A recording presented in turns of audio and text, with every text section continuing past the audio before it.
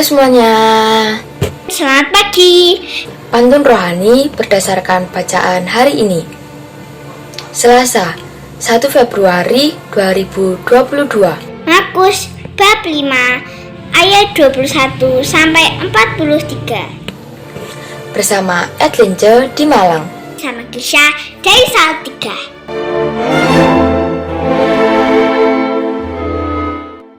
Saudara-saudari yang dikasihi dan mengasihi Tuhan, hari ini Selasa 1 Februari 2022 gereja memberikan bacaan pada kita dari Injil Markus bab 5 ayat 21 sampai 43 yang mengisahkan ketika Yesus baru saja menyeberang dengan perahu.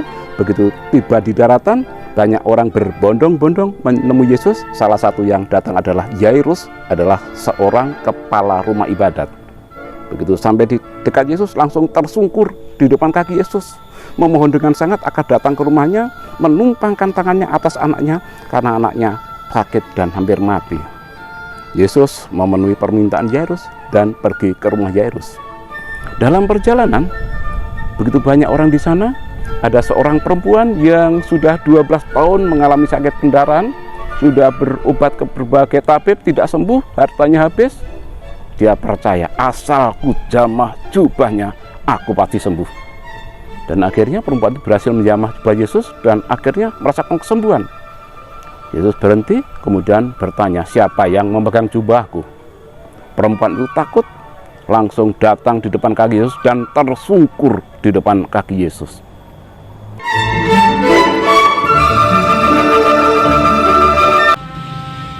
Biasa saja, hanya dari satu kasus. Seseorang bisa terganggu tidurnya. Yairus tersungkur di kaki Yesus sambil memohon kesembuhan putrinya.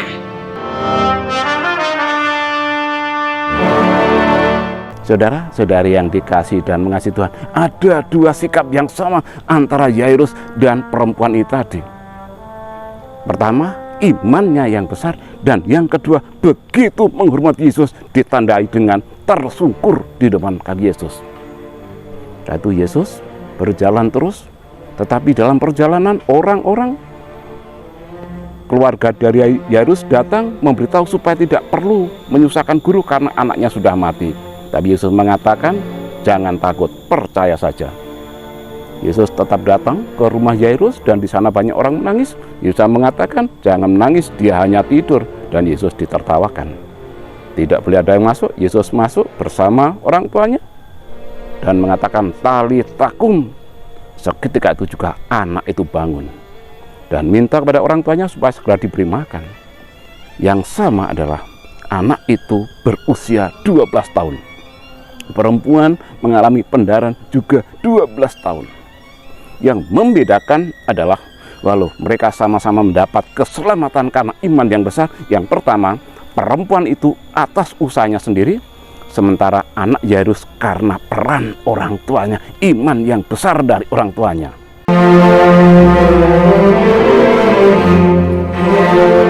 Tak usah malu untuk bertanya.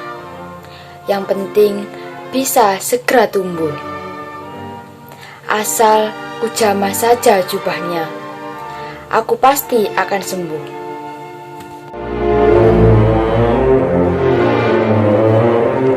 Jadi keselamatan bisa diperjuangkan sendiri atau juga bisa karena ditolong oleh orang lain. Iman yang besar dari seorang tua sangat besar pengaruhnya bagi anak-anak.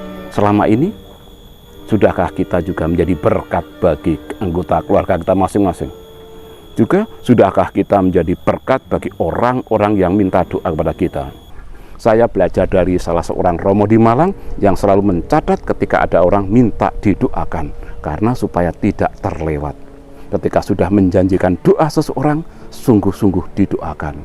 Saya belajar juga seperti itu ketika saya menjanjikan doa seseorang, saya selalu berupaya membawanya dalam doa-doa pribadi saya.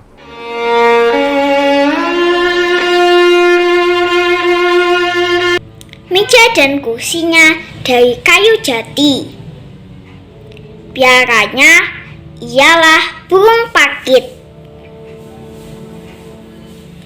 Talitakum, katanya pada yang mati. Seketika anak itu langsung bangkit.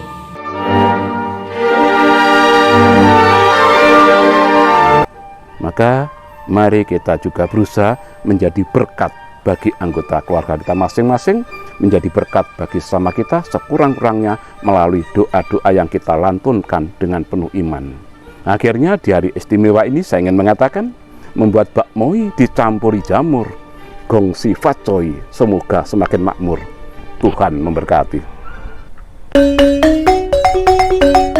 Benedictio Dei Omnipotentis, Patris, et Filii, et Spiritus Sancti, descenda super vos, et maneat semper.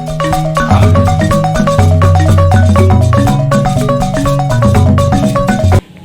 Semangat pagi, selamat bertahun baru Imlek. Sambil berusaha semakin beriman kepada Tuhan Yesus, Sang Sumber Keselamatan. Gongsi facai, semoga semakin sejahtera. Salam sejahtera, berkah dalam.